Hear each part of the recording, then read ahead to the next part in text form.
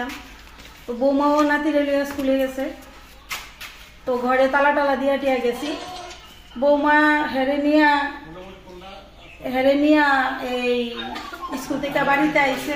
School থেকে বাড়িতে আসার পথে গেটটা খুলছে আর এই সামনের দরজাটা খুলছে, খুললে সাইরা ঘরে ঢুকবো এমন টাইমে দিয়ে লকারটা ভাঙ্গা, মানে ইয়ারা চেষ্টা করছে ভাঙ্গার জন্য কিন্তু ভাঙতে পারছে না।